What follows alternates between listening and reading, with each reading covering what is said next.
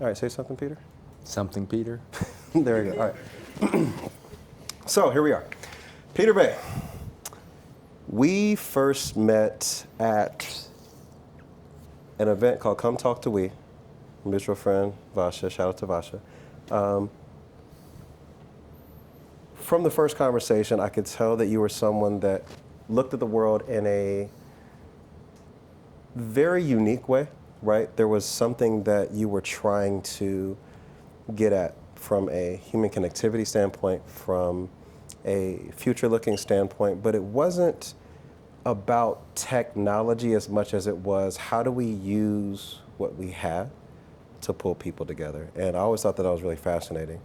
We'll talk a little bit about the project you were working on initially before we got here, but today we're here to talk about Conduit Collective. I love the descriptions of solutionist, entrepreneur, and creative consultant.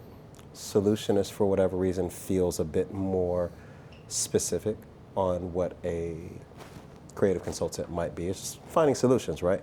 But you describe this as a new kind of creative agency, partnering with mission-driven organizations to reshape how they're seen, felt, and remembered. That feels big. And so before we get too much into the backstory of how you got here, I just wanted to sit with us for a second. Why mission-driven organizations? Why not just people in the tech industry? Like, why, as callous as it sounds, why do you care about people? Why do you care about organizations that care about people? Why is that important for you? I think it really just comes down to the fundamental belief that we should leave things better than the way that we found them. But when incorporating how we can help more people at scale, I realized business was the vehicle to make that happen. And the final layer to that is we all have so much potential, so much experience, a lot of skills to provide, and a lot of times it's for companies that aren't really doing much. And so I figured I'm already going to be doing the work. Yeah. Why not do it for good? I think that's a really great way to encapsulate that. You go a little bit further into this, and I want to take the time to read this because it feels very clear-eyed with room for it to expand, but through visual identity, community-rooted campaigns, spatial storytelling, and brand experiences that move people to feel, act, and connect, which is a lot more than just a feeling, but like, do you feel something? How do you act on it? How do you connect to others? How do you connect to the cause? Collaborating with bold leaders of visionary brands, working at the intersection of entrepreneurship, justice, and impact. Most of our work lives in sustainability, health, consumer packaged goods, and tech, but we aim to help the helpers, regardless of industry. We help them shape their story, connect with the community, and show up in ways people won't forget. What makes something memorable? What makes something that people wouldn't forget? Is it the connectivity? Like, what makes it sticky in your eyes? I think it's part of breaking the pattern of just the daily life that we experience. Like when it comes to sales, ways to kind of break through and have people not put up a shield immediately comes with like breaking the pattern and not coming off as a salesperson, but more so coming in as someone trying to help. Right. And so, yeah, I think part of it is like pattern disruption and kind of making you take a pause and be like, wait a second, what did that say? Or what did that do? Or what is that making me feel? Yeah. Well, let's talk about that in a way that is a little more visual. I'm glad that you started here because this is what you were working on when I first met you, which was Spira. So let's talk a little bit about Spira by design and how you studied medicine and ended up kind of in a tech startup space. Yeah, I wanted to study medicine like many good Asians might. And while that at the core is still a big part of my desire and what I'm interested in. Just the general health sciences is what I studied. And as I kind of met new people in different spaces, different industries, different backgrounds, I realized that there was a larger opportunity through entrepreneurship and through my love of design and what I found, to be a little bit more creative than the average kind of medical peer. Right. And so... Is that how you got to the Spira part of it? So Spira came up when just through curiosity, through meeting people, through just wanting to fill some part of this insatiable appetite of learning about entrepreneurship, but also just learning about the world. Right. I met my then co-founder, who frankly was the brainchild of what we had started, what we then kind of came together to do. But it was both in the same interest of trying to do good from the angle of nutrition, from the angle of sustainability, using spirulina as a way to produce food. Got it. And so that's what that became. And then By Design, what was that? So By Design was the second venture that came from understanding the challenges and pitfalls that a lot of small businesses experience. Got it. In wanting to support what I like to call the underdogs. 99% of businesses in America are small businesses.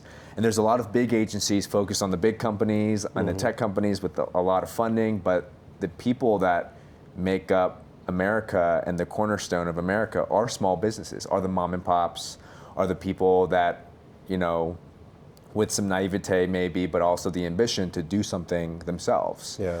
And so we thought, okay, we've met so many different people in these accelerators, networking events, and all of them have the issue of being able to talk about their business and to tell their story and do it in a way that doesn't break the bank. Right. And so we created a cost-effective service that allowed small businesses and small teams to get the marketing and the design help that they needed. Oh, okay, fantastic. And then we have up here Afrotech, Tiny Docs, Harvard Ministerial Leadership Program, African American Literature Book Club. Were these clients, were these projects, what were these? So yes, clients and projects, some of which still are clients, some of which are kind of past. Happy to say that Harvard was actually the first that that started my design journey. Okay. And funny enough, I had a friend that was like, you should do this. And I was like, I can't do that. I was like, I don't have a portfolio, I don't have a resume, I have nothing to show. She was like, just do it. Yeah. And I was like, all right. Wow. And that was about 8 years ago. Okay. And that was, again, what kicked off the kind of design journey that I've been on to this day. Well, man, this kind of fits into the realm of the things that you've talked to me about, like being influenced by and the references. I mean, we have Akira, Ready Player One, The Dark Knight, but then we also have some cities here. This is New York. This is, where is this? Seoul? Tokyo. Oh, Tokyo. And then Hollywood, of course, Los Angeles. But there's also some archetypes, and we've talked about this a lot, about the people that we identify with tend to be because they either embody a characteristic that we know we already have, or they embody a characteristic that we'd like to have, right? And so in talking about Heralder or Tom or Virgil, I'd like to kind of get into what it is that you yourself find that you align with within them. You want to start here? Yeah, I mean, I can kind of put a thread through all of them. Okay, let's do that. But the pattern that I see within them, which then runs through me, is just the ability to question the status quo, question why certain things are the way that they are, and asking whether they can be better, whether it's 1% better or entirely different. A lot of them kind of have this perspective in which they see the world and just take a pause to be like, wait, does this fit our life? Does this allow us to live a more thoughtful, a healthier, or more peaceful life. Some of these figures here, may be controversial or not, but at the end of the day, they make you think. Their work poses a question that stops you in your tracks to get you kind of questioning some of the things that might not be working for you. So we have here kindness as an infrastructure, coding empathy into systems, discipline as an aesthetic, precision with a punk soul, and then brand building as world building and being a steward of the culture.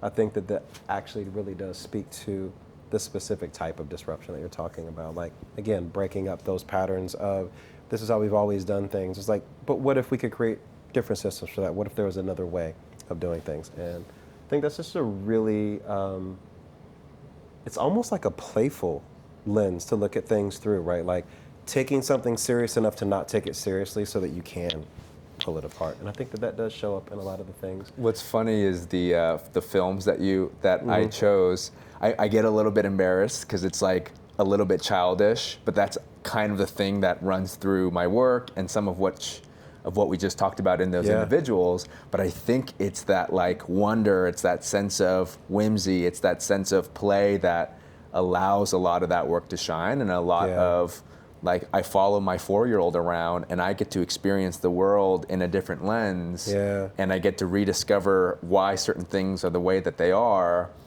And I think it's a good one of the kind of toolkits to have when it comes to solving global challenges like with Spira and trying to address malnutrition, or just figuring out where the pixels should go or what degree the angle of a shape should be.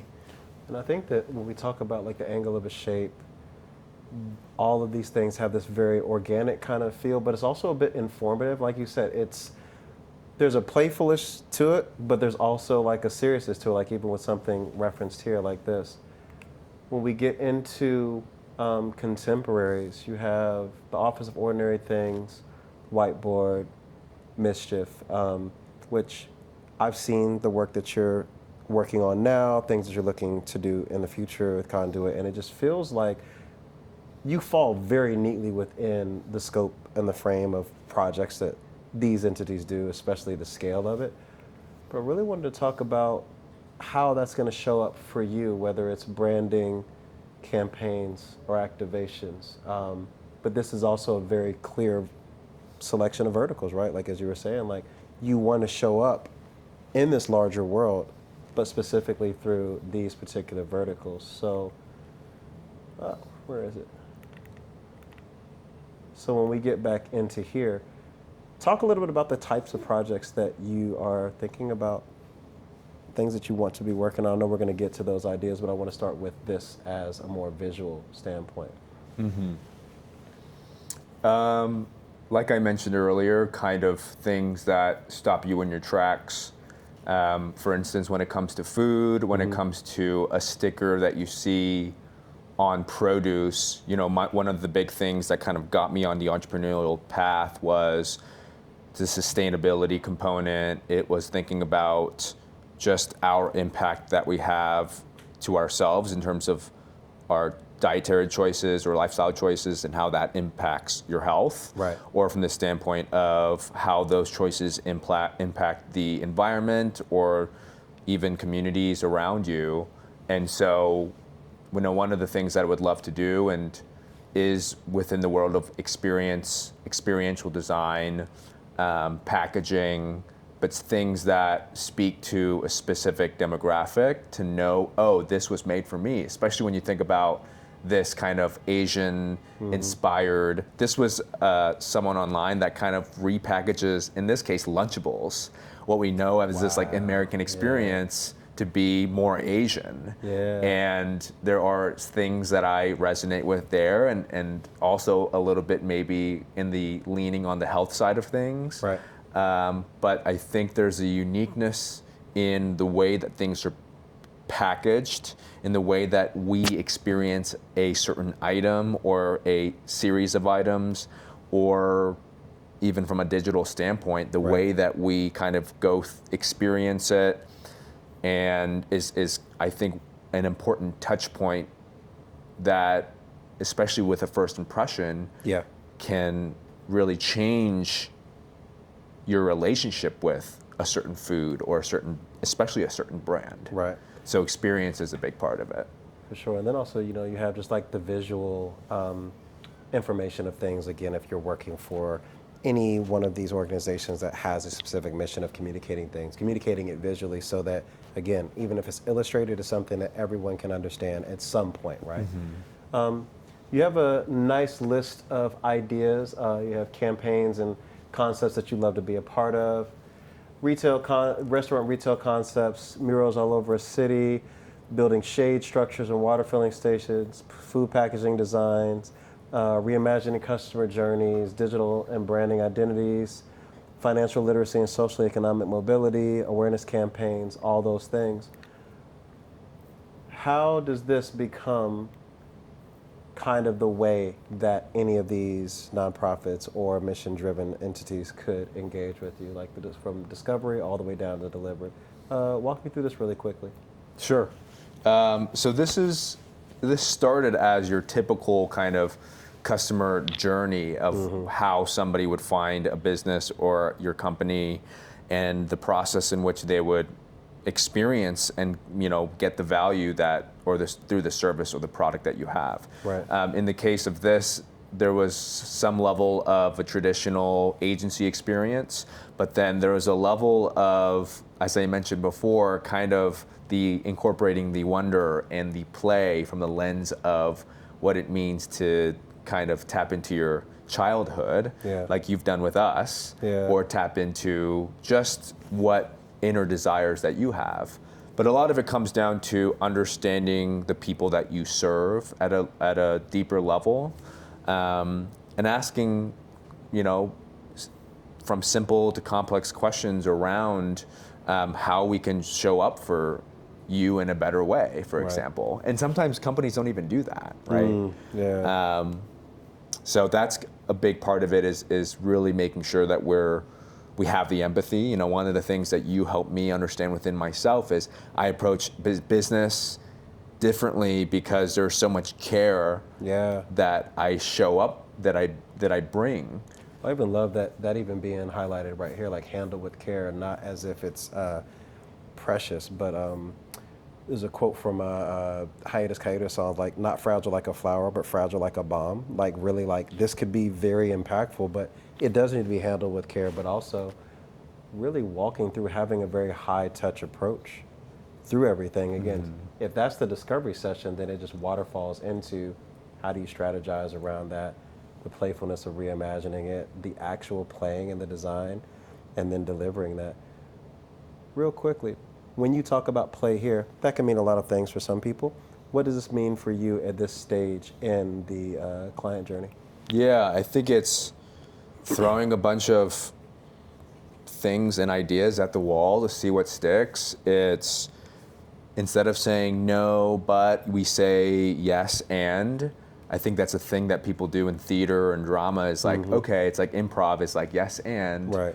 And kind of just, as I've experienced and seen my child with other children, it's like there's no right or wrong particular way to play certain games. I mean, depends on the game. Yeah. But it does depend on the game a little bit. But there's just like looseness. Yeah. There's like this, okay, yeah, sure, and just kind of carrying forth what that person did or that child did, and just approaching it with that lens. Fantastic. Well, I want to make sure that we don't miss anything here. This talks a little bit about how you're breaking things down within the agency. So you have your art director and copywriter working with the creative director, and then graphic designer, UX, UI, and motion designer working with the art director, which is pretty standard for an agency. But what I want to get to is this. If you were to be able to walk out of here with some leads, some help, some things that would actually push this along, what are these? Because I can read it, but you should say it. Yeah, specific asks that would allow me to do the work for the people that need it is connecting me with the people that don't know that I exist. A big part in companies not being able to deliver is the awareness problem, is the marketing problem. And while we are putting efforts into marketing, there's always going to be that one person, whether they're under a rock and kind of creating their own silo or their own bubble, which I did for a while and know that to be a problem. There are people that probably won't get targeted on the ads that we might put out, or through the digital or even in-person efforts that we have. So if you know someone that's like not in this room that might benefit from a little bit of thinking in a unique way to deliver on, whether it's visual communication, whether it's branding, or just creating a real life scenario for your brand or their brand, that's probably one thing that I can ask for. And give us a quick example of like 3 or 4 companies as far as types that would be really helpful that that you could show up for. Yeah, I've having been in the world of food, loving cooking and being a host, and having been in the world of consumer packaged goods and beverage, I think that's probably where I can be the most helpful for people. So like restaurants, cafes, smaller, I guess like beverage makers, things like that. Yeah. Got it. And then also when we talked about the mission-driven organizations, would KCRW fit, or is it more like a, I don't know, PPS or somebody? Like, give me an example of another type of mission-driven organization that you'd love to be able to provide services to. Yeah, I think, I'll be honest, I haven't pinpointed an exact one, but definitely in the world of health and sustainability. Got it. But yeah, I can't think of one specific at the moment. I mean, I put you on the spot, it's just fine. And then that kind of goes into this introductions to people who have figured it out. Entrepreneurs, creative and art directors, social impact makers, which I think that's a lot of the people in this room as well. And thankfully, there is a slide that has your contact information on it. And so people can take a picture of that and share this along. But overall, I am very moved with your heart for these things. And I know that as you continue to really embrace this as like, you shouldn't be doing this by yourself, but you don't need a team of 200 people. It could be you and 3 or 4 other people, and you can really make an impact on the world. I really see that. So thank you very much. And Peter Bae, everyone of Conduit.